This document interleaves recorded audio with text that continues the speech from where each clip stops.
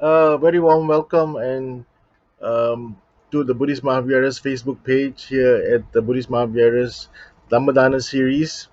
I have to deeply apologize to all our viewers who are patiently waiting for this evening's Dhamma sharing. But I had a appointment this afternoon in the city, and it took me a while to get back home. This broadcast is going to be done from my house, and traffic was extremely bad, and I to apologize to all our devotees for this delayed transmission. But all the same, thank you for being patient, and I hope you'll be looking forward to this evening's Dhamma sharing. We have with us Bhante Jinananda from Canada, and I'm sure you were quite enlightened by his Dhamma sermon last Friday. And this Friday, Bhante is going to talk to us about the shortcut to Nibbana, and Bante will also be looking at the suttas for explanations to how to get to a shortcut to Nibbana. I would now like to invite Bante Jinananda to our studio. Um, Good morning, Bante. Good evening, everyone. Good evening. So sorry for the delay in transmission for this evening. As I just mentioned to our audience, that's because I had an appointment in town this afternoon, and it took me a while to get back home. And the traffic was extremely bad. So it looks like the COVID situation in Kuala Lumpur is almost is nil. I mean, I was back to like where we were a year ago. When there was no COVID. Yeah, So traffic is really bad. But all the same, we have a good viewership this evening. So let's start this evening's viewership. I don't think I'm going to read your profile. I think yeah. the audience already knows you. Let's dive straight to this evening's Dhamma sharing, which is called Shortcut to Nibbana. Bante? Thank you. Thank you very much, everyone, especially Tilak, for coming home from a busy schedule and let everyone to enjoy this evening Dhamma talks. Let me begin the Dhamma sharing by paying homage to the Buddha by reciting Namo Tassa 3 times in Pali and also in English. Sadhu, sadhu, sadhu. Namo tassa bhagavato arahato samma sambuddhassa. Namo tassa bhagavato arahato samma sambuddhassa. Namo tassa bhagavato arahato samma sambuddhassa. Homage to the Blessed One, the Worthy One, the fully enlightened One. Homage to the Blessed One, the Worthy One, the fully enlightened One. Homage to the Blessed One, the Worthy One, the fully enlightened One. Sadhu, sadhu, sadhu. Respected, venerable members of Mahasangha, dear friends and devotees of the Mahavihara. It is a great pleasure to be here with you today to share the beautiful teachings of the Buddha under the topic called Shortcut to Nibbana. I'm very thankful for Tilak for inviting me to have this Dhamma talks today because it brings me a great pleasure to share the Dhamma with someone who likes it. So those who join with us today uh, have to do a lot in the name of living, but they leave everything out and dedicate their time to listen to the Dhamma because they want to, accelerate their journey to Nirvana. So today, my topic is shortcut to Nirvana. This topic is really important when it is made. I also feel joy because the practice of Dhamma is such that it takes long time, and if we have a shortcut, how it would be, and what kind of things we need to do, and there are a lot of things, interesting things came to my mind. So I hope you too are eager to listen to this Dhamma talk and see whether Bhante is telling something new to us today to make our journey to Nirvana quicker and sooner. So let me begin by saying that the Dhamma of the Buddha is excellent in the beginning, excellent in the middle, and excellent in the end. If you look at the entire teachings of the Buddha, each and every single words are uttered by the Buddha to a point. What is that point? Attaining nirvana. Depending on the training and also the nature of people, the character of people, the way people reach to the Dhamma would be different. It is true that the Dhamma is excellent by every means, but it may not be applicable to each and every individual because of their knowledge, because of their interest, and because of their shraddha as well. So, friends, as you have been practicing the Dhamma for a long time, I know that you have a sense of shraddha, the faith, that the Buddha's teaching is such that when we practice it, we are going to experience the peace and happiness. So, at the very beginning of the Dhamma talk, you need to have some sort of awareness and also attention to the Dhamma talk in order to benefit from that. I remember what the Buddha said for monks and nuns who actually should teach for lay people and what they should have in their mind when they teach. One thing is compassion. The other thing is the intention that I tell the Buddha's teaching to people to apply them, and then I would be able to be mindful to deliver it well with the examples and so on. That is the readiness from my side to teach the Dhamma, and from your side you should have attention, the interest for the Dhamma, and also I should benefit from this Dhamma sermon today to accelerate my journey to peace and happiness. So, with this readiness of mind, let us think about the Nirvana.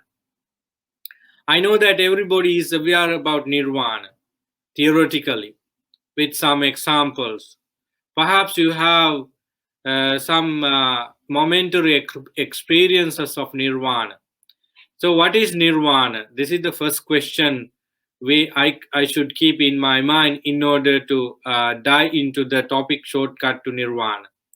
Nirvana is a state of mind when there is absence of craving, basically greed, hatred, and ignorance.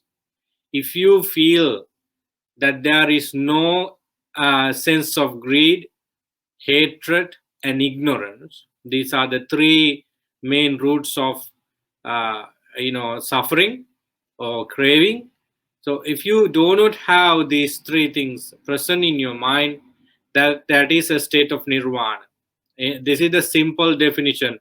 We find this definition in many discourses, especially in Anguttara Nikaya and also in Samyutta Nikaya. One day, Venerable Sariputta was questioned by one of his relatives, Jambukadaka and also Samakandaka. These are gentlemen from the clans of Venerable Sariputta. So the question was, what is Nirvana? What is Nirvana? Everybody is talking about Nirvana or Nibbana, Nibbutta, and a state of where there is no any problem. Can you, Bhante, explain in a simple term what is Nirvana? These two gentlemen in two different occasions asked this question from Venerable Sariputta. What he said is interesting. He said that extinguishing is Nirvana. He said that Nibbana is to extinguish, to blow out, as in the blowing out of a lamp. So Nibbana is so called because it is the blowing out of the fire of greed, hatred, and ignorance. Ragaggi, the fire of greed, and dosagi fire of hatred, and mohagi fire of ignorance. So this is the simple definition for nirvana. So then, is it possible for us to try today to attain nirvana or nibbana like during the time of the Buddha? For that simple question, I can bring you the idea that the Buddha always emphasized with regard to the noble path, noble eightfold path. He said in couple of places in the Tripitaka that if one practices the noble eightfold path, the middle path, no matter which time it is, he or she can attain nirvana at least to certain stages of nirvana. So, friends, that brings us joy that nirvana is possible if we have right practice in us. Nibbana is a state of mind without greed, hatred, and ignorance. Therefore, we can deal with the greed, hatred, and ignorance in order to make nirvana is possible. So I'm going into these facts in details later on. So what I'm trying is to, tell you that nirvana is possible. Nirvana is such that you can attain, and nirvana is the peak of all the practices in the Buddha's teaching. So what we can do to attain nirvana is mainly focus in this topic, the shortcut to nirvana. So we are going to discuss what is not nirvana too, and what made us, block to attain nirvana is also slightly touched upon in this Dhamma sermon.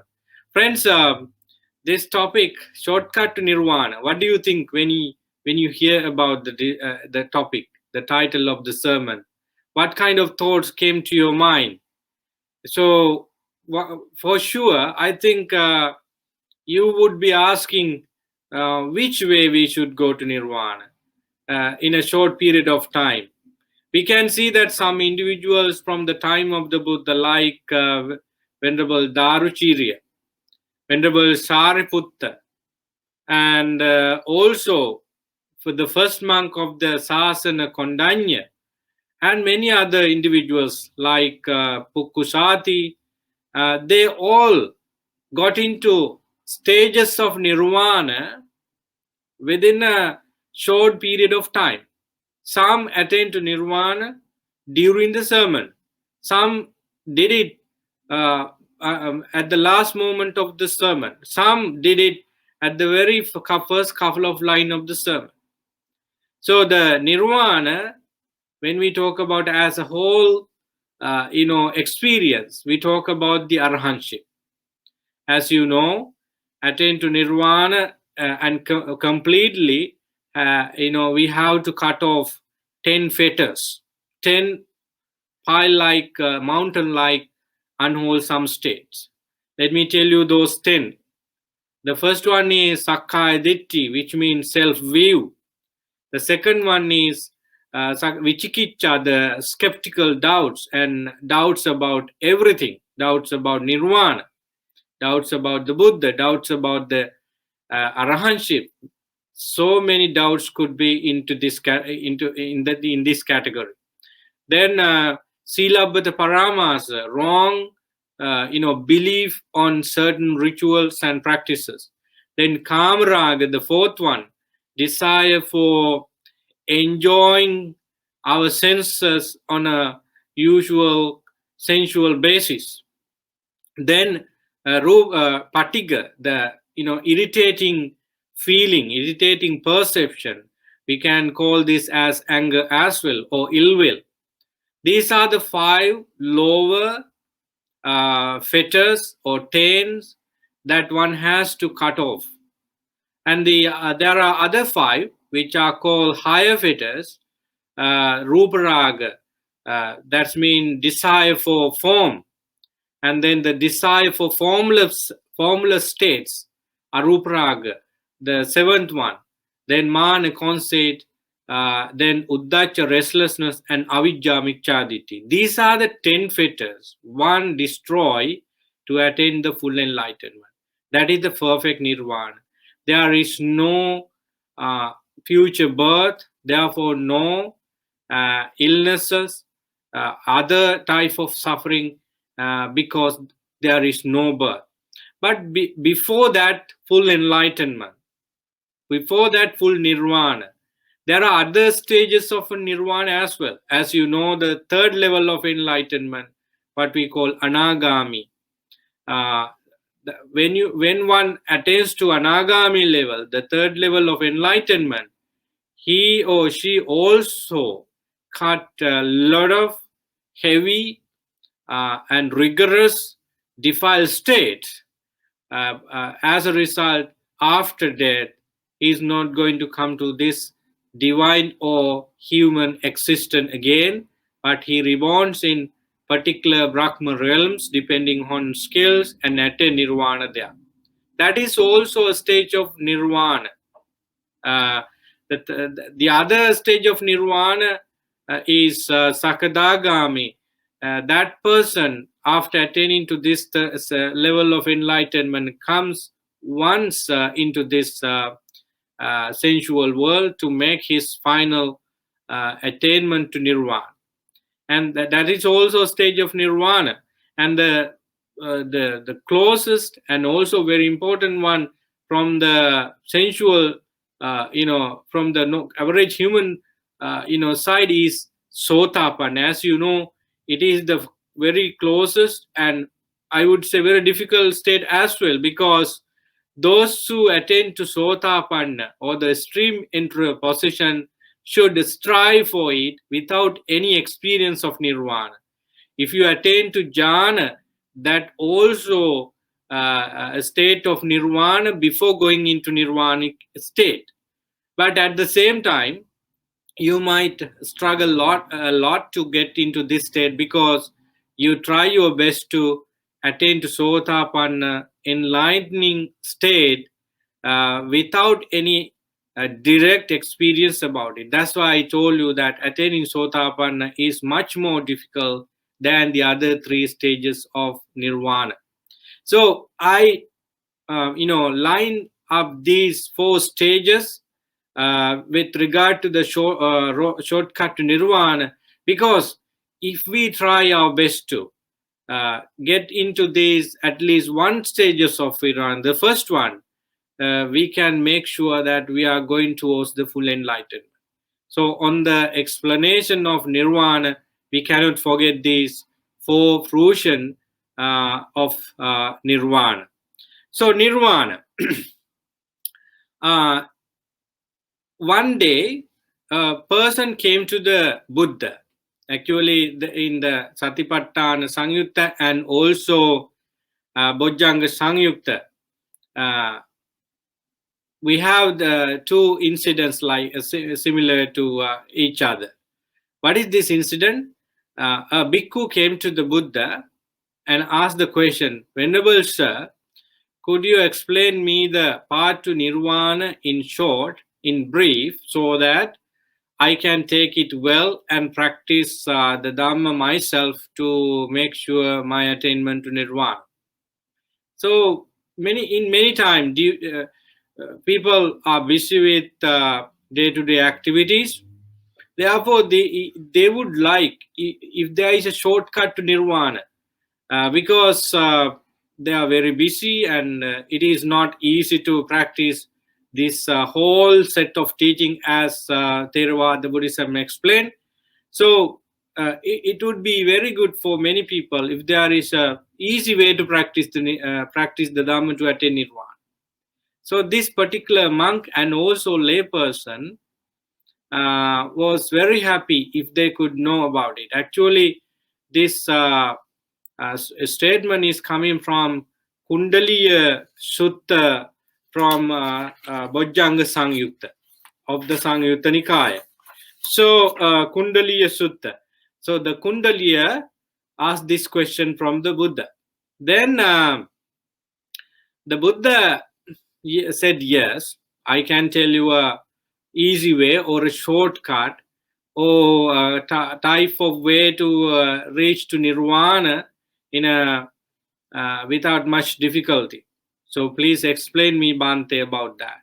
I am eager to listen to it. So then the Buddha said that if you have six things, you are going to have three things out of these six. If you have these three things completed, then you are going to have four as a result of completing the three things. When you have four things perfectly, you are going to have seven things as a result. So with seven things, you are going to have two more important things, and the completion of two or having these two in with it entirety, with the entirety, you are going to have nirvana. So it is a very short answer to the questions about nirvana. It seems to us that it is a shortcut. So then, actually, it is a shortcut. It is a shortcut. So then, this person did not get the point. Therefore, he would ask again, Venerable Sir, please explain me these, mathematical formula in detail so that I can understand the way to nirvana in brief. So once again, remember the six things, then three things, then four, then seven, then two, and the last one is nibbana or nirvana. What are these six? In Kundaliya Sutta, Buddha explained the six things as the sense restraint. We have six senses. What are the six senses? Eyes, ears, nose, tongue, body, and mind. So this is the beginning of the training. When we talk about the six sense restraint, it means that we try our best to be mindful in seeing. When you see something, you know what you are seeing and you know what exactly it could bring to your mind. So you are mindful about this seeing in such a way. Therefore, there is no possibility for you to have greed, hatred, and ignorance in mind out of that seeing, because you have, called your security guard in action. What is your security guard in action in your mind? That is mindfulness. Sati, mindfulness is the security guard in our life. If we pay and give responsibilities for our mindfulness, the faculty of sati, definitely we can know what we see, we can actually sense what we sense, we can cognize, we can become mindful about cognitive activities as they are if we become mindful. So the sati is the main factor for us to see what exactly the mind gets out of this seeing, hearing, tasting, smelling, touching, and thinking. So the Buddha talks about sense restraint with the application of mindfulness in seeing, in tasting, in hearing, in smelling, in touching, and even in thinking. So without the sensory restraint, we cannot think about even a step in this noble path. So we are going to know exactly that the sammaditthi, the right view, is the first factor of the noble path. It is true, because when you become restrained through senses, definitely the sammaditthi come into play with that. Here we have the term Yoniso Manasikara. Perhaps you have heard about this. During my last sermon, I touched it upon a little bit. Yoniso Manasikara. Yoniso Manasikara means the initial application of Sammaditi. You become wise about what you are thinking, or in other words, you actually apply each type of important things in your mind when you seeing, hearing, tasting, smelling, touching, and thinking. So wise attention, appropriate attention. So be mindful that the start of the uh, training to become enlightened, begins with sense restraint. So six things means you have restraint in seeing. That means whatever you see from your eyes, you become mindful and try your best to calm down your mind. Take only what is necessary, and you don't take what is unnecessary in. And then when you hear sounds, you become mindful about it. Like that, your restraint part is activated with sensing and smelling, touching, and even thinking. So when a person, lay person, as a woman or a man, come to a monastery to become a monk, they have to stay for several weeks or several months in training. It is a training period. What we exactly expect from this person is to have such a training on six senses. You are not going to enjoy your senses by sensual pleasures. You are to stop it. That is one restraint we expect. And when you associate the monastic, you are going to discipline yourself. That means kind of sense restraint. So you are not going to have a meditation subject immediately after you come to a monastery, because the teachers always look for your sense restraint. So when you have these six sense restraint, there are three things come to you. What are the three things? The discipline through action, and discipline through speech, and discipline through thinking, the mind. So kaya sucharita, vachi sucharita, mano sucharita in Pali. It means that when you have these six sense restraints, you are going to have the peaceful words. You are not going to utter any unpleasant, unwanted thing, because you have an understanding how you should go forward. Therefore, you select all the best words, and things are appropriate, and your actions also are thoroughly, penetrated, and selected only wholesome things for you and others. And then your mind is, of course, works according to the wholesome side, wholesome things. Therefore, physically, mentally, and verbally, you have good things in your mind. So that is a result of sense restraint. So once again, I'm telling you the shortcut. Actually, uh, it is a shortcut. If you, I'm going to tell you an other shortcut as well. This is one shortcut. When you when you see that, you might be blaming me, why this Bhante select this topic shortcut to Nirvana, but it seems to us that it's a long way. No, friends, when you adhere to the sense restraint, you can get this three important results: kaya, vachi, mano, sucharita, well-being on actions, words, and also thinking immediately. The Dhamma of the Buddha is called Swakata, Sandittika, Akalika, Opanayika, and so forth. It means that we can experience a Dhamma right now if we apply the right thing. Therefore, we would be able to get this Dhamma into our application right now, and also experience the results.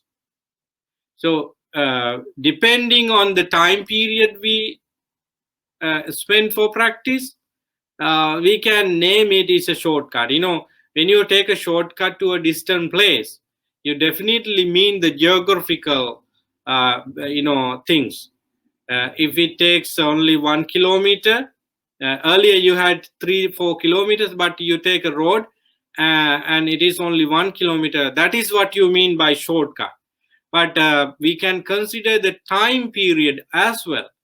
So here, if we practice sense restraint as said by the Buddha, there you have the three things in your mind immediately.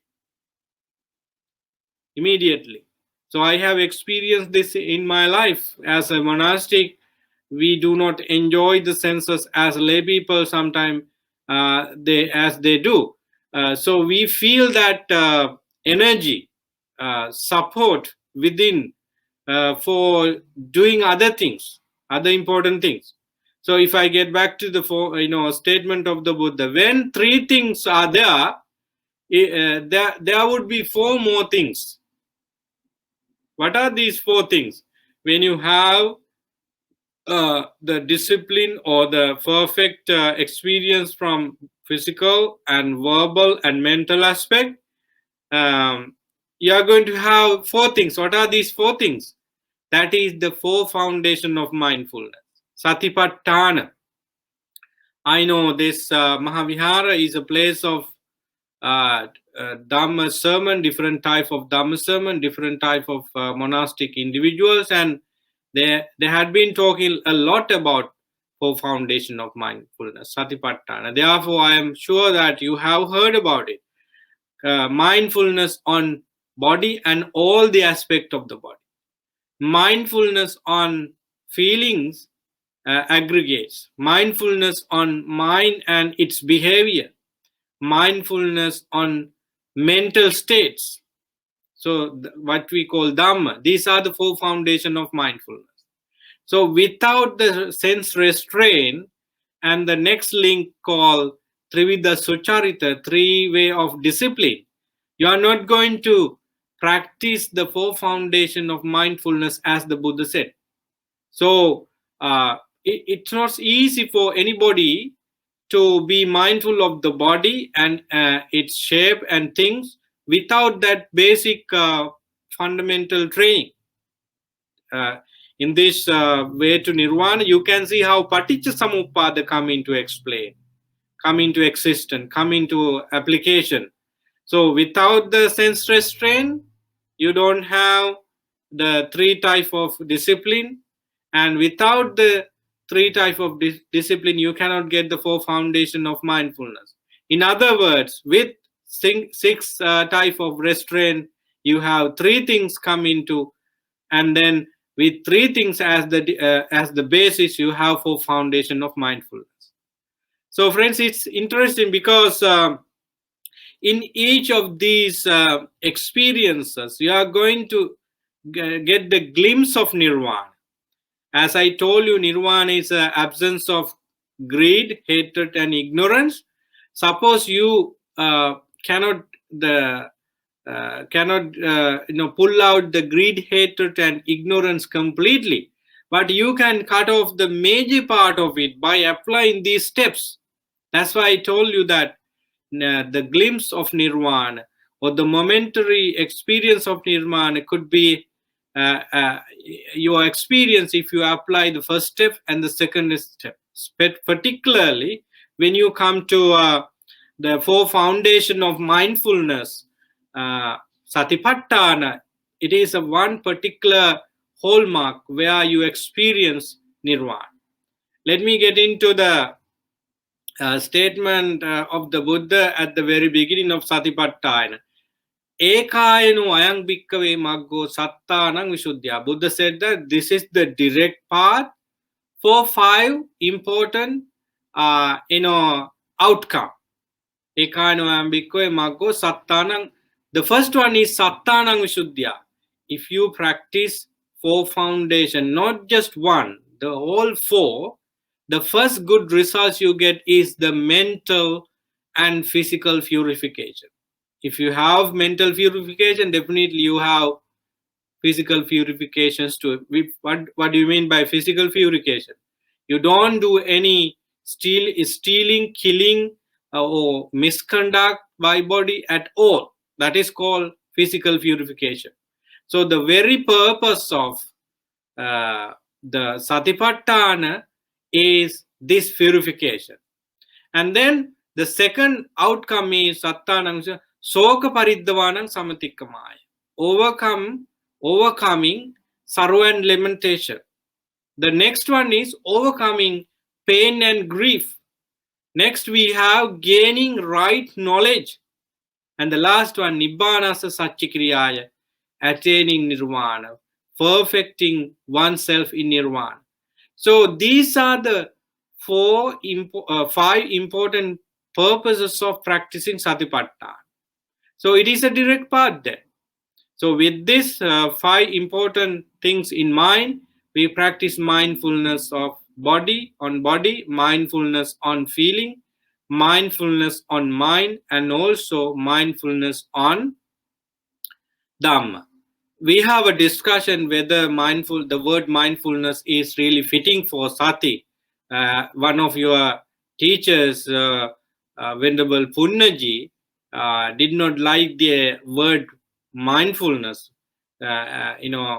He used harmonious awareness and that sort of words. It's fine, very good. So whatever word you go with, it's fine, but the essence should be understood that it is being the important way of catching this nirvanic experience. So when we practice for foundation of mindfulness, when what exactly happened to our mind? Atapi sampajano satima vinayilokya abhijjadopanasa. We practice for foundation of mindfulness, atapi, with wholesome effort, with harmonious effort. Our effort is to defeat the unwholesomeness. So that is our purpose in the right effort. Atapi sampajano, with mindfulness and also wisdom, we practice the four foundation of mindfulness. Sampajano. Satima, the sati, being aware or mindful, is emphasized again. Why we need samadhi, wise attention and appropriate attention and right effort and right mindfulness or awareness there, because abhijja domanas sangvinayalo. We need to end intense greed and hatred and ignorance there. So we practice four foundation of mindfulness with the presence of right effort, right mindfulness, and wisdom to defeat the greed, hatred, and ignorance. Then only we are going to experience purification and absence of sorrow and lamentation, pain, grief, and gaining knowledge and experience in Nibbana could happen after with this practice. So Buddha said that is why the Satipatthana is the direct path for Nirvana. So when Tilak introduced me with the topic, he said that I'm going to explain the shortcut to Nirvana or Nibbana based on Satipatthana discourses. Yes, and other discourses. So as said by the Buddha to that particular person, Kundalaya, you need to make sure that you have 6 things first, then 3 things. 3 things come as a result of 6 things in your life. So as a layperson, as a bhikkhu or bhikkhuni, we all need to have it. If you are going to enjoy your senses over and over again with dancing, singing, music, and all the other mundane things, it is difficult for that particular persons to get the 3 type of discipline. And if not, we pay attention to the 3 type of discipline, it may not be able to find peace and happiness there and let our mind practice the 4 foundation of mindfulness. Right? So then now, Buddha said that when you complete 4 things, they are going to have 7 things. I think those who know the Dhamma can guess what it is. The 7th thing means 7 factors of enlightenment. What are the 7 factors of enlightenment? Bojjhanga. So there are the first bojjhanga is sati, mindfulness as a factor of enlightenment. Bojjhanga means factor of enlightenment, a clear limbs for enlightenment. So that is, the first one is sati. The second one is dhamma vichar, which means investigation into the dhamma as a factor of enlightenment. And the third one is virya bojjhanga, which means again right effort. It could be perseverance too. So it is a factor of enlightenment. Why do you mean by bojjhanga factor of enlightenment? Because when you have these 7 things, you are going to have nirvanic experience immediately. That's why they are called bodhyanga, or the factor of enlightenment. The first one sati, second one investigation, dhamma vichaya, then third one is virya or perseverance, the rightful energy.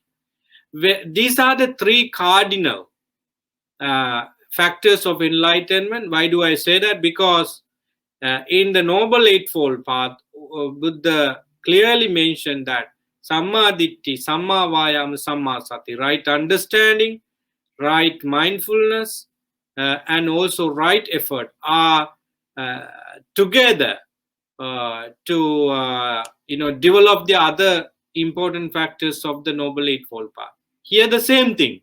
Sati, Dhammavichya, Virya means the Samma Ditti, Samma Vacha, Samma Vayam, and Samma Sati in the Noble Eightfold Path. That's why I told you these 3 in the 7 sets is important. Then the fourth one is Piti Bojjhanga. Right? What is that? Rapture.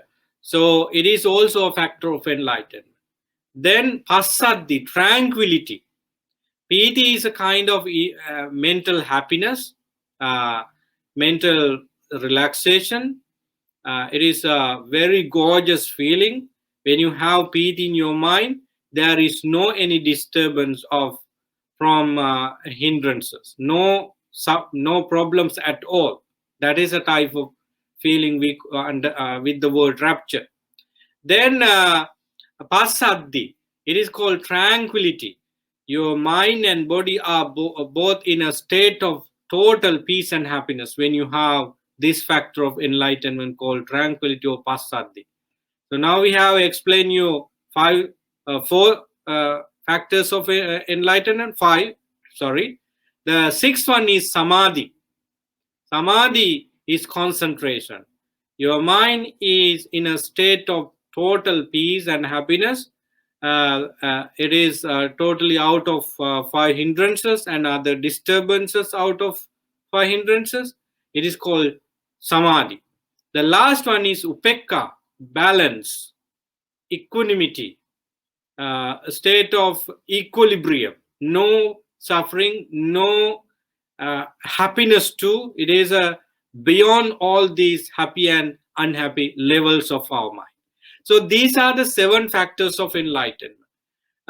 As I said, 7 factors of enlightenment. We have the word enlightenment there, and it means that when you have these 7, you are in nirvana. Let's see. So how do we have these 7 factors in our life? Before that, we have to practice 4 things. 4 foundation of mindfulness, satipatthana. And again, satipatthana is not coming immediately without anything. It needs food. It needs nourishment. It needs support. What does these 4 foundation of mindfulness support? It is these 3 discipline, and 3 discipline do not come into effect if there is no sense restraint. So this, you can see how this sets of teaching in our mind stand together and support the other to experience the higher training. So then, having these 7 factors of enlightenment in unison, we can experience 2 things. What are the 2 things? Vidya and Vimukti. Vidya is the true knowledge about everything.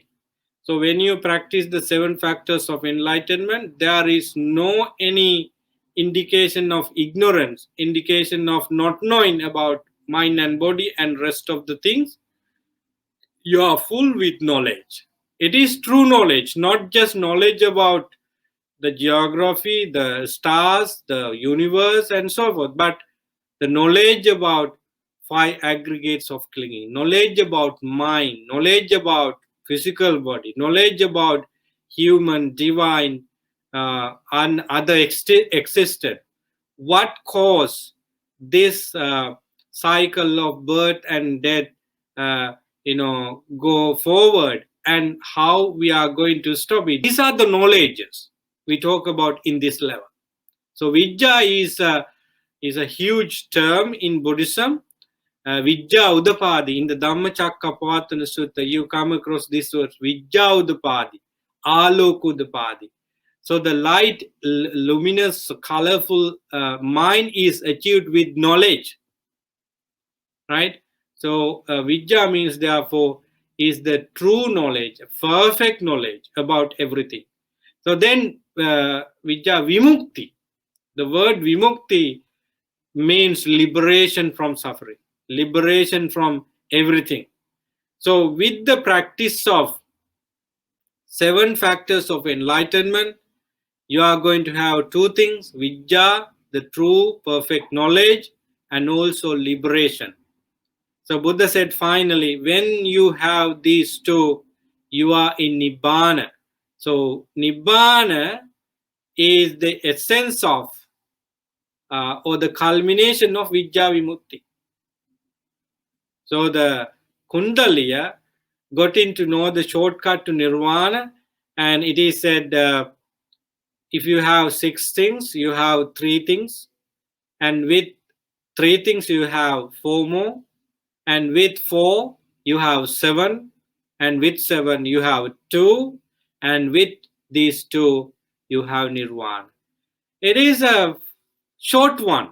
I didn't take at least 1 minute to tell it, but when you analyze it, it is not a shortcut, friends. As you mean, it is a shortcut if you really practice the 6 sense restraint. You are quickly going into experience the 3, and if you are a smart, quick learner, you would definitely understand the 4 foundation of mindfulness, satipatthana too. Then with satipatthana practice, you feel that you are having these 7 factors of enlightenment, and you of course now experience momentary nibbana that is not completed, but you sense it because you experience samadhi now. If you go with the first one and the second one in satipatthana level, you experience jhana. So having experienced jhana, you can sense what nirvana is, because nirvana is absence of greed, hatred, and ignorance. It could be done for individual who practice the satipatthana, right? So the time wise, we can experience nibbana. So therefore, we can call it shortcut, but it depends on the level of the person's experience, level of the person's knowledge, and the interest. I just want to quickly get into another important factor in terms of explaining the shortcut to nirvana. Why nirvana is not possible and probable for many people? Because the way of perception. In one of the important discourses in Anguttara Nikaya, it's called Vipallasa Sutta. Vipallasa means, we have distorted our perception. Buddha talks about the the perception and how it could become wrong and directed towards unwholesomeness. So in that discourse, Buddha talks about the four pervasion of perception and pervasion of mind and pervasion of view. It means the way we perceive something decide whether we delude our sanya perception and also mind and our view. In other words, friends, our perception, mind, and also vision would be could be wrong as the way we understand things. In the details of the discourse, Buddha talks about everything in this world is impermanent, for sure. If you think about your eyes, ears, nose, tongue, body, and everything, and rest of the things around you, they are all made up of. We are made up of our own karma in previous life. And the mother and father supported us, providing the facility, the opportunity for us to, get rebirth in mother's womb. And there are many other things they did. But however, it is our own karma created us. And what about these material things around us? They are all made up of. So, therefore, it is not difficult, even for a child, even for a kid, to understand that everything is impermanent. But do we follow this? Do we accept this practically? I would say no. But as individuals who follow the Buddha's teaching, you would do it. You are doing it, but many people in this world don't do that. So the first, the distortion or the wrong thing that people do to delude their perception, mind, and view is that all these impermanent things are taken as permanent things. Anicce nicca sanya bhavishyati. So what we do to block our nirvana is that we think that all these things are mine, they are not going to last, they are going to stay with us. This is the original idea that average human beings and other living beings has. So we cannot deny this because we see that from average people. They like perfect happenings, like they want to make their eyes, ears, nose, tongue, body, and mind happy always. That is the sensual pleasure. And when you have sensual pleasures, your idea is permanent. You don't see impermanence there. So therefore, the problem of the sensual world is to understand that everything is permanent. So when this is the first blocking state people, living beings develop to push nirvanic experience backward. They are not in a position to experience nirvana because they have thought otherwise.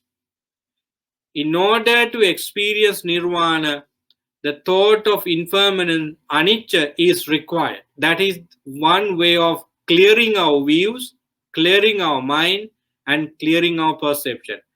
If we think that these things belongs to me, that things belongs to me, I am here and you are there, I'm so and so, and that's mean you neglect the very important teachings of the Buddha anicca and move forward with something negative. So that is the first block of nirvana. Then the second one is dukkhe sukha sanya, right? So if everything is impermanent, then we cannot expect happy, enjoyable things. Fundamentally everything is under suffering. That is what we mean by dukkha satya.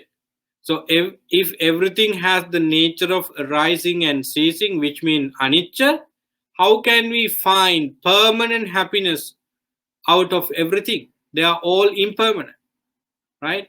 So, but people are to pursue things as happy, enjoyable, and so forth. Of course, we have a type of enjoyment with seeing, hearing, tasting, smelling, touching, and doing all kinds of things. But what we need to reflect always as followers of the Buddha, that these are temporary.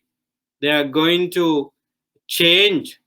And I like this idea, I like that idea, I like this person, but I know that they are going to change. So if we have this notion called dukkha, the unsatisfactoriness as an idea, you are not going to hold on to that attachment.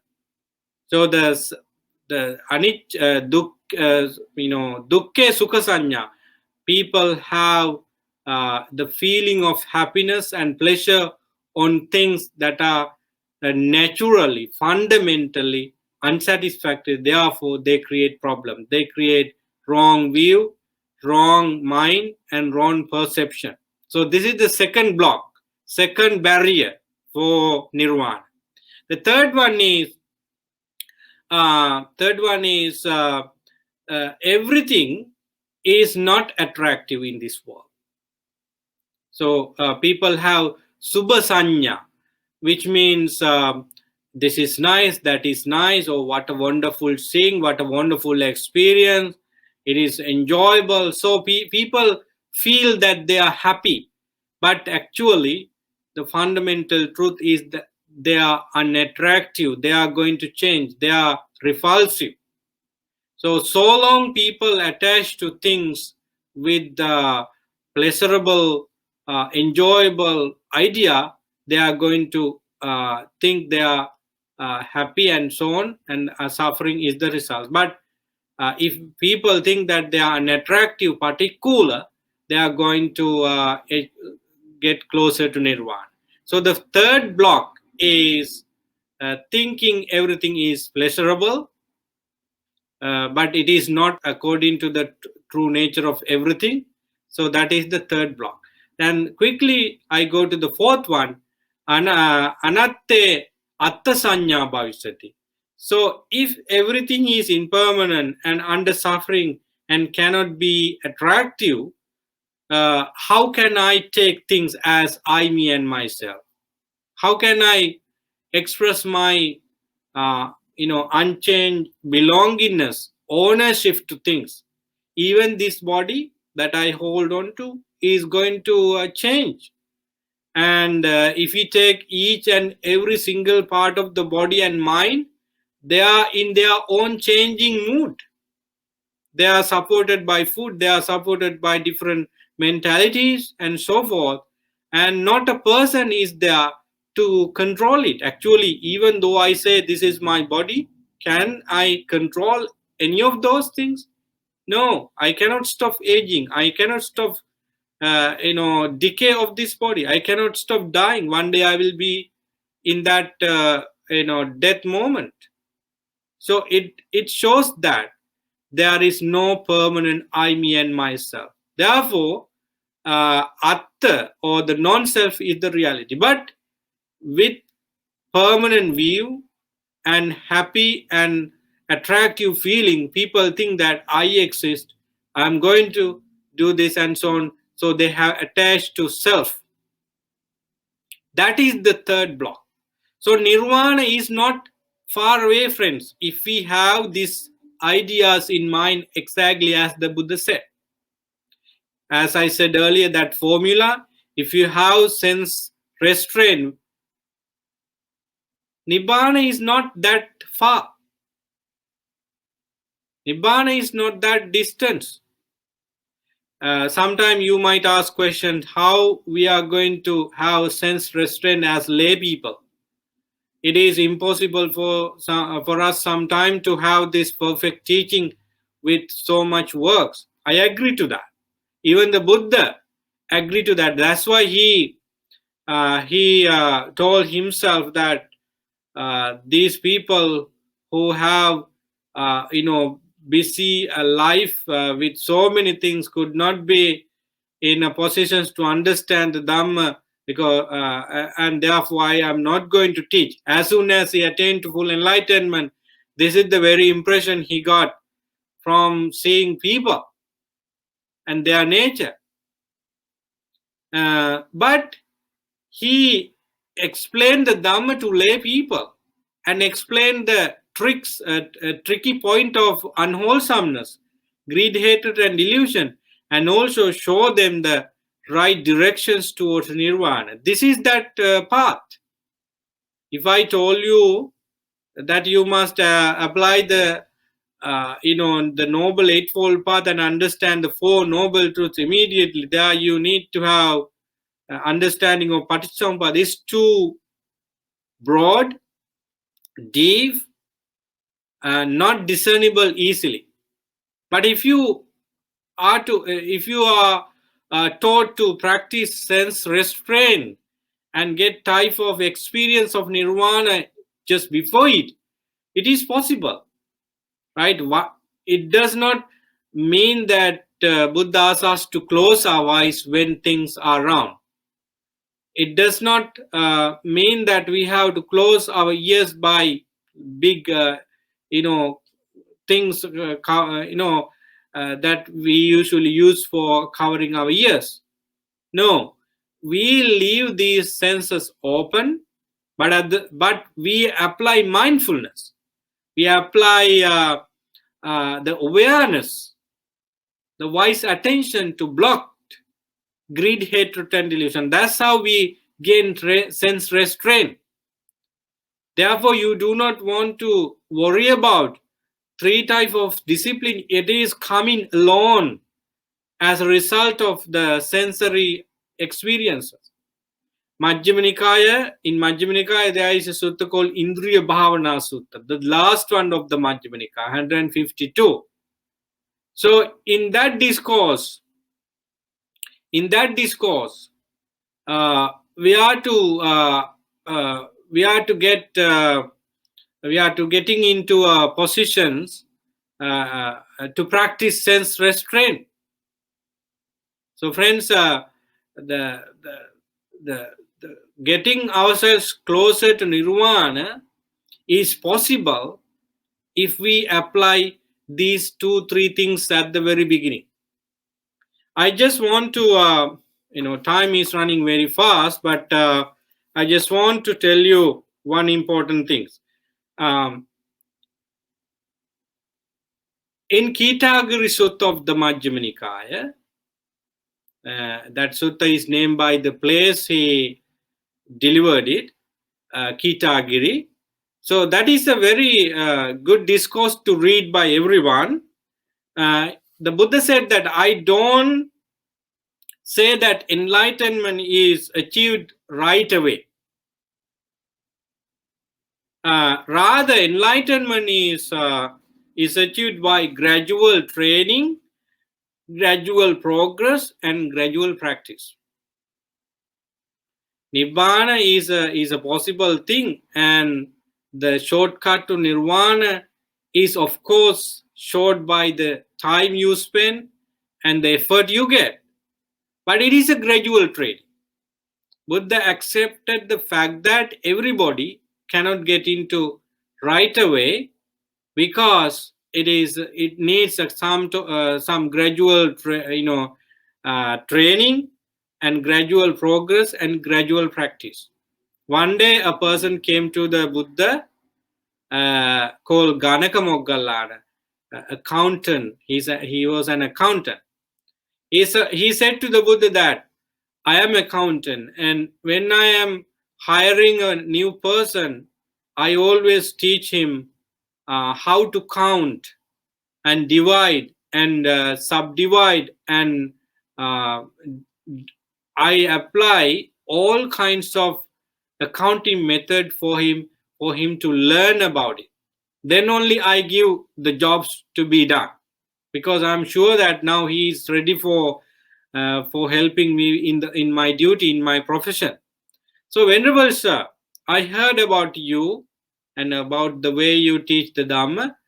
Do you have gradual progress, gradual training, gradual practice in your teachings too? Because I am an accountant, I know that I do it in my profession. And as a truth seeker and also teacher who teach transcendental teaching, do you have the same thing? Then the Buddha said that, yes, in my teaching, I taught disciples and I teach disciples the gradual training, Anupubba Sikka. I do not ask people to jump into the highest training principle, but practice sense restraint as a beginning, as a good foundation. Yeah, we have a gradual training. And then gradual progress. Anupubba Sikka, Anupubba Kiriya. So you do things gradually, one step at a time. So complete your sense restraint. There you can get into the next one after that. So gradual progress should be there. Then, of course, we have gradual practice, Anupubba Patipada.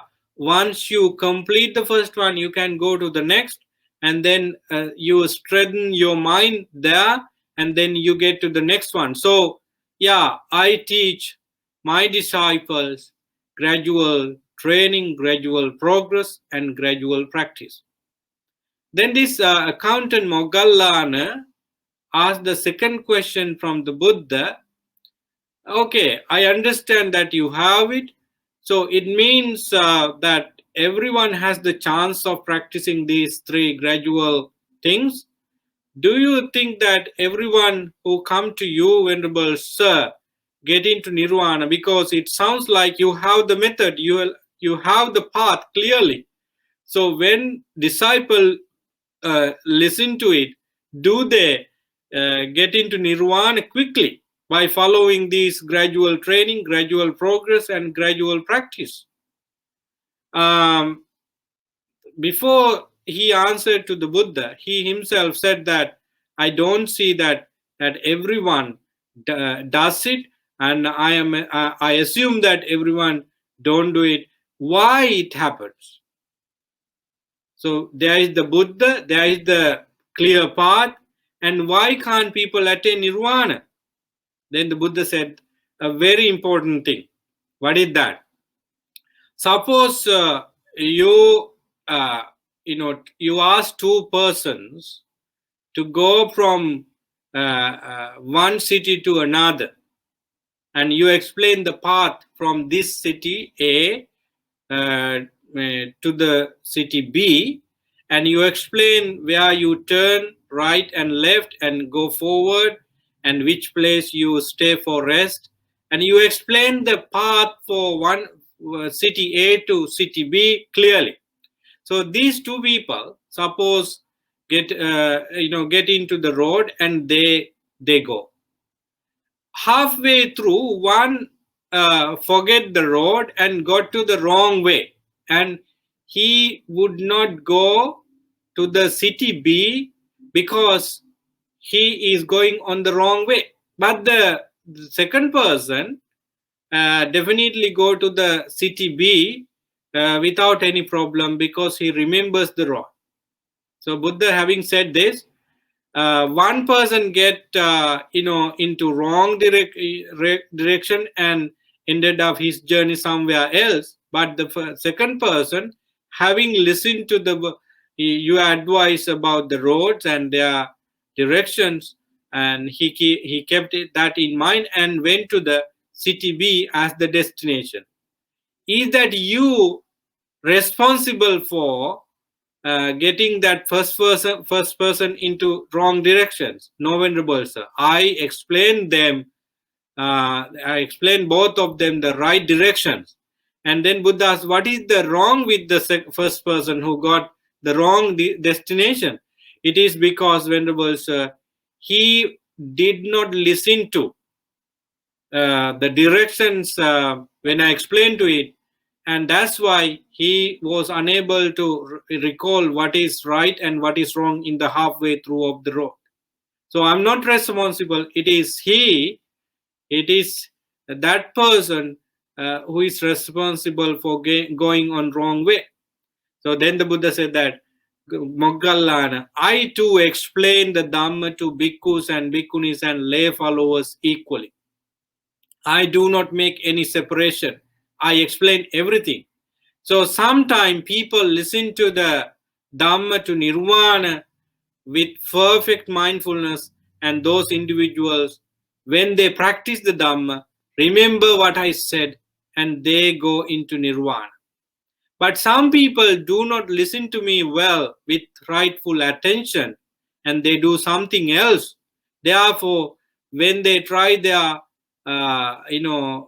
training and practice, they are forgetful because they did not listen to it, and therefore they do not end up their practice with nirvana. So friends, nibbana is possible if we are to think about who we are. At last, I just want to tell you this. Before we got into nirvana, with shortcut to nirvana or long way to nirvana, one thing should be understood. That is understanding your mind. Because in the form of meditation or sila samadhi and panya or noble eightfold way or with seven factors of enlightenment, these are all ways to nirvana, including satipatthana. Unless you know what your mind is, how could you develop your mind? So therefore, you need to know what exactly your mind is. If I ask the question, what is your mind? So a lot of people are in a silent mode with this question because it is a difficult question, uh, and also people do not know what mind is. They can explain their body, physical body uh, uh, is consisting of such and such body parts, and it has solid parts and this nature, and you would write a long essay about physical body. But what is mind is? Mind also has components, friends. What are the components of mind? We have the feeling nature, then perception, then we have being able to experience something. It is also part of our mind. We call contact or passa, sensory impression. Then we have chetana, the intention is also a component of our mind. Then manasikara, thinking ability. So these are the 5 components of the mental section of our life, and vijnana is also a part of it. So this is a process. Mind, the simple answer is a process that is always rising and passing. That's why we cannot pinpoint of the place of mind in our body. The modern science might say that the brain is the very important organ, and they used to tell mind is the brain. Sometime in the text, like commentaries, would say that mind associate always with the heart and the brain and so on. People are to say many things, but mind is always a process that attached to 6 senses. The feeding ground of our mind is 6 senses, and it is functioning always. So if you understand mind is not an agent of somebody or something, and it is supported and originated with the support of many other things, there you are. So now you are going to develop that mind with necessary qualities for nirvana. Last week's sermon, I was telling you that the art of transformation, self transformation. There I address how you are going to fill your mind with good things. There you have the perfect transformation. It is in line with today's sermon too. Shortcut to nirvana means you transform your mind into a peaceful state. When you transform your mind, no place for greed, hatred, and delusion in your mind. So, friends, once again, if you apply these very simple things, the nirvana is possible. That is the shortcut for nirvana. So, once again, my emphasis on nirvana, to experience it right now, just have sense restraint. When you have sense restraint, you have the Trivida Sucharita, three training, then you have four foundation of mindfulness in your practice. There you have the taste of limbs of nirvana, vidya, vimutti could be very, very important experiences with the seven factors of enlightenment. There you are in nirvana. So I wish you could apply these things in your life and attain nirvana in this very life. So that is the end of today's sermon.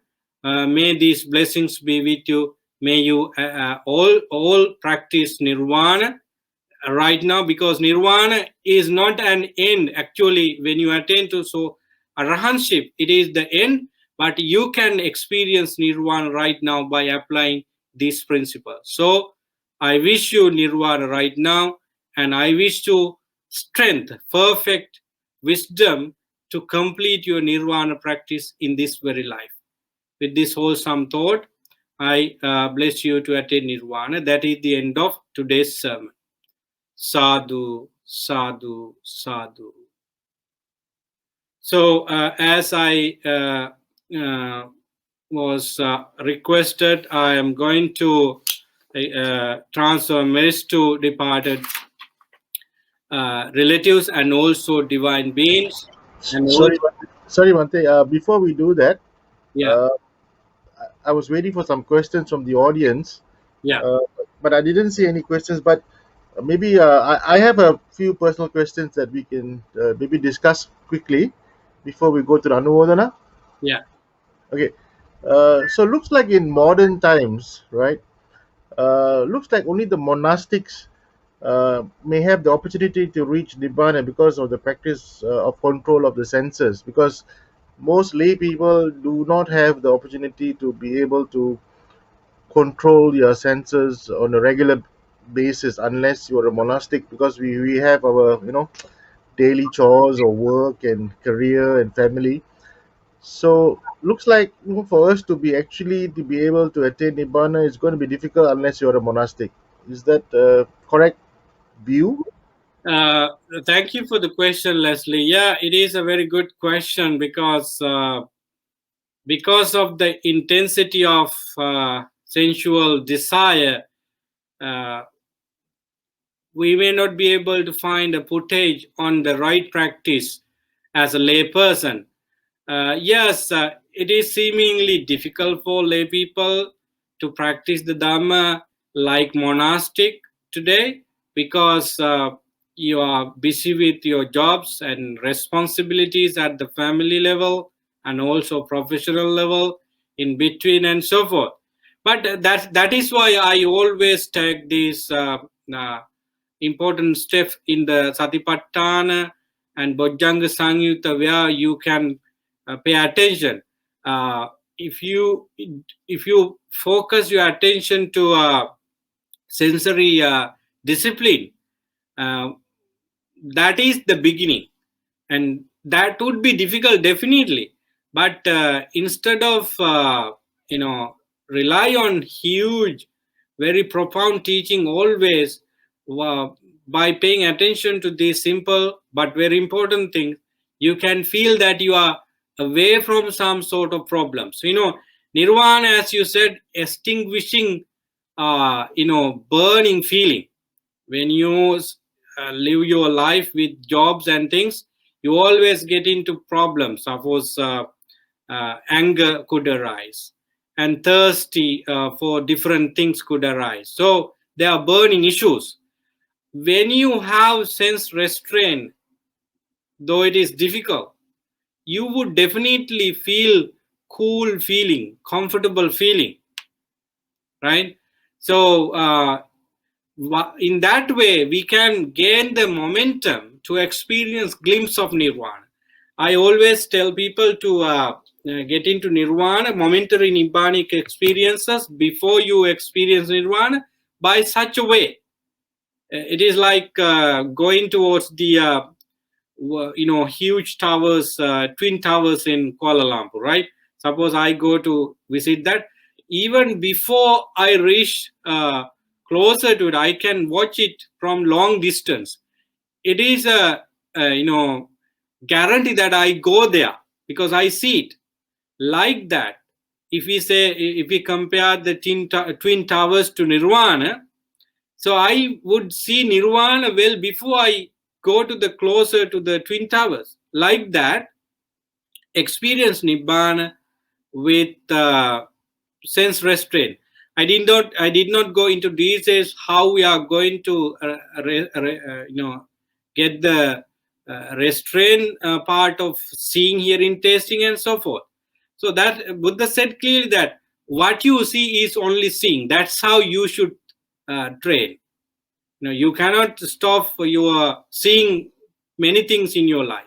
You go to work, you see people stuck with traffic jam, and you see people are fighting, and you experience people are targeting you as well. So then things are not in your wish, so you become upset and irritated and agitated. So all the negative emotion come in as a huge waves. Of course, it is true, but try your best to practice that. It is only seeing, it is only hearing, it is only tasting, it is only feeling, and so forth. Have these statement of the Buddha in mind. Therefore, you would be able to experience some sort of control, self-control. In Sangyutta Nikaya, there is a very beautiful discourse for this. One day, Buddha asked from the group of monks, monks, do not keep something, not belong to you. Do not keep in your possession. Something never belongs to you. If you keep something belong to someone else, it is a problem. What are these things that you do not belong to? Your eyes, do not belong to you. They are they have the nature of changing, impermanence. Your ears, tongue, nose, and the body and mind. These are the 6 things that you cannot claim as yours because they are always changing. So if they are not yours, leave it apart. So this is another thing you can practice. Okay, seeing is not permanent, seeing is not mine, and what I use for seeing is also not mine. So this is, these statements, keep them in mind, and then try to practice them. So mindfulness is not anything else but keeping them in mind and letting them into practice. So I accept the fact that it is very, very difficult for lay people. Even we find difficulty sometimes because, yes, we are in a monastic setting, but we have to associate the, society and social, experiences are there for us. So if we are in full form of social, uh, you know, uh, you know, contest, we would also find difficulty in training our mind towards nirvana. But at the same time, Buddha encourage us to do it because it is possible. Buddha was in Savatthi, Rajgir. There are big cities, and lot of monks and nuns and lay people attain to first stage of enlightenment in those big busy cities.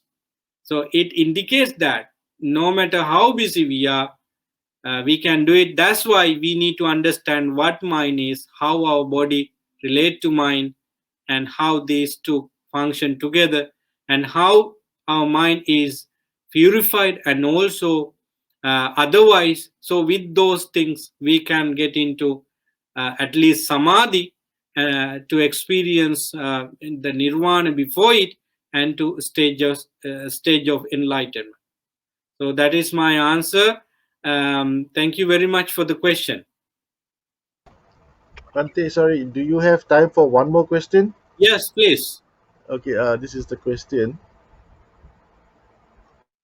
Is the nirvana the same as heaven? Please explain, Bhante, and thank you.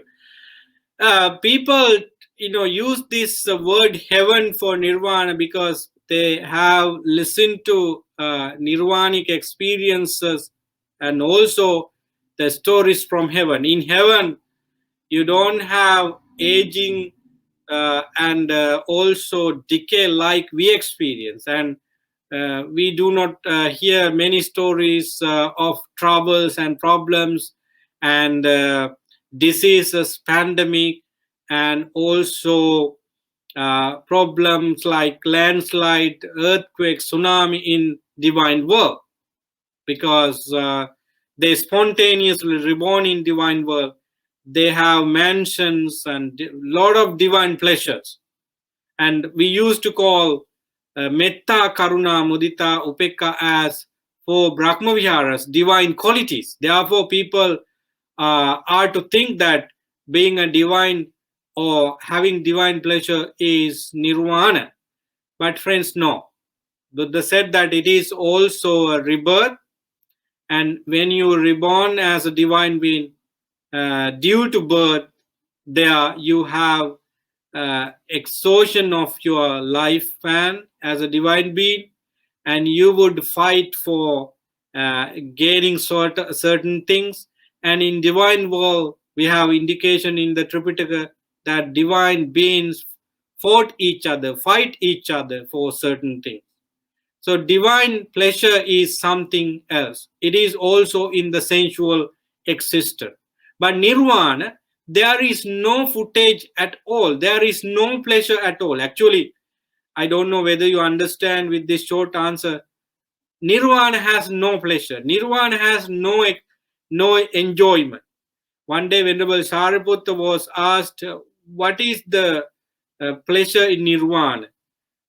What is the essence of nirvana?" Venerable Sariputta said that there is no pleasure uh, in nirvana at all, because pleasure, happiness, and all these things are conditional. We gain happiness and pleasure out of some practice, but nirvana is unconditional state. In other words, we destroy the possibility of good and bad to attain nirvana, and nirvana is therefore out of or beyond both happiness and also suffering. So heavenly bliss, happiness, has conditions. When you do good things in this life, you of course reborn in divine world as a matter of your good deeds in this life. And it's just like we put money into our account and we live with the interest, and we do not, suppose you do not earn money after that, so you spend all this money in the account, and one day you are going to have zero in your account because you do not have enough money in the account. You did not earn. Like that, you reborn in happy places like divine existence with the meritorious powers you have. One day you are going to end it. But nirvana, once you attain nirvana, it is the total ending of everything, and there is no rebirth, there is no aging, no decay, no death, no sorrow, no lamentation at all. So, my friend, nirvana is therefore not divine pleasure, not divine existence. It has a total separation. It is a total different things. But when we talk about the quality of nirvana, we can mention that there is a divine pleasure, because the one who attain to nirvana experience metta, karuna, mudita, upekka as the characteristic features of him or her. So that is my short answer for the questions. Thank you. Thank you, Bante. Thank you for taking time off to answer those questions. Maybe now we can proceed to the Anumodana. I would like to invite you to conduct the Anumodana. Thank you so much, Tilak, for making me uh, to have this sermon today, the Friday evening. Even though we started the sermon, late, I think we have enough time to share the Dhamma. We were so fortunate to think about those possibilities of Nirvana, the requirements of Nirvana. The topic we discussed today is the shortcut to Nirvana. And I told you that there are shortcuts, but when we explain them, they are not that short too. But if we apply the Dhamma, we can experience nirvanic pleasure right here now. So that is what we discussed. So to have this Dhamma sermon, many individuals supported. Uh, by name, they are IMO Chu Shok Me and Chu Hang Yu. Uh, Sorry if I mispronounce your name. Uh, so this is the first family, or I think friends who sponsored today's Dhamma sermon. And then the Mr. and Mrs. Shivakumar Chandran and family. And then the third family, Hu Li Nong. So these are the individuals who sponsors today's Dhamma sermon. So I wish them blessings. May you be able to do a lot of meritorious deed like this. Dana, Sila, Bhavana, Sila, Samadhi, Prajna are the ways to practice the Dhamma and get closer to Nirvana. So may you have opportunities to do that, and may you be in Nirvana sooner than later. And those who passed away in your families, may they also receive these blessings, and may they be well, happy, and peaceful too.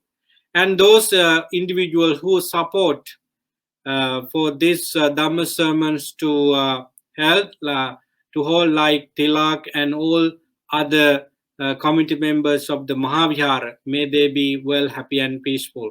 So now we move on to transfer marriage to departed relatives, especially those relatives and friends who passed away from these sponsors.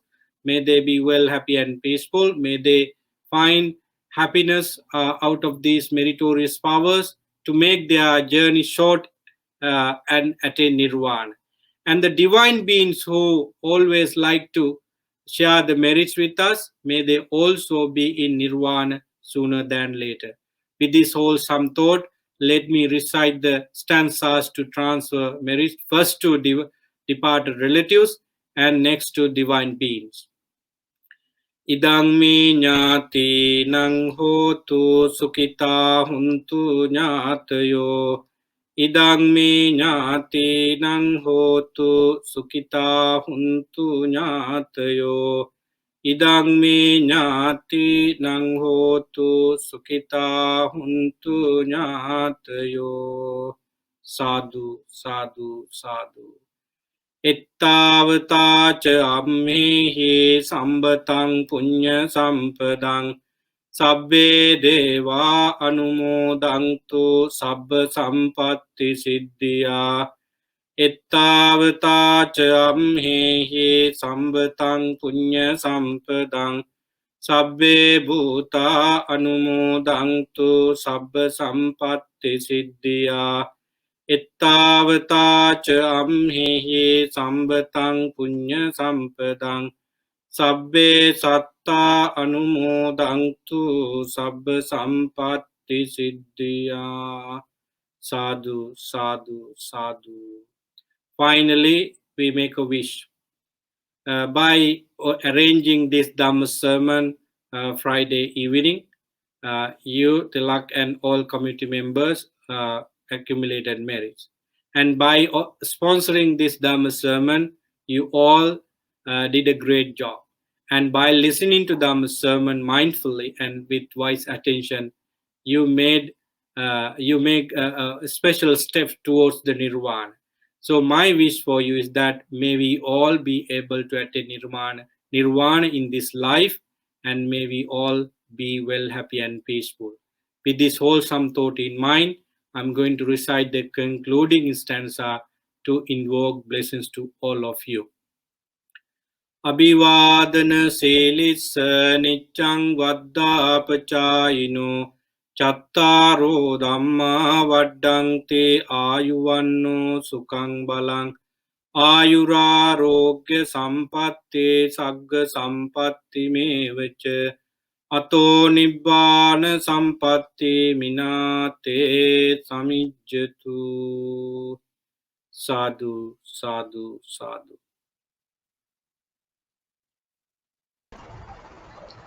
Thank you, Bante. Thank you so much for this wonderful sharing.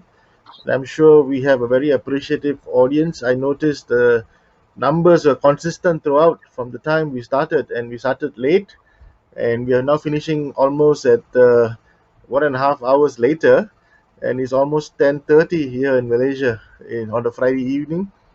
And I'm very glad the numbers have not dropped, and yeah, we've been very consistent. We have almost 45 people who are listening live right now.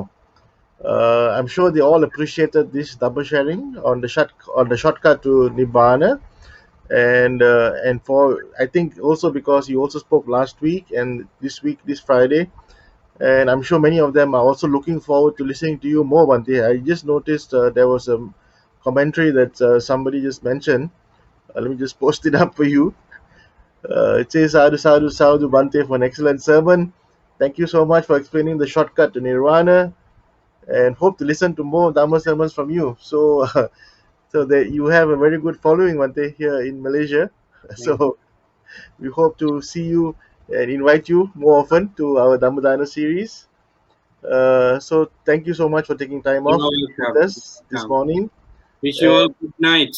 good night. Yes, and to also sponsors and to everyone who was listening to us, have a pleasant evening, and we'll see you again next Sunday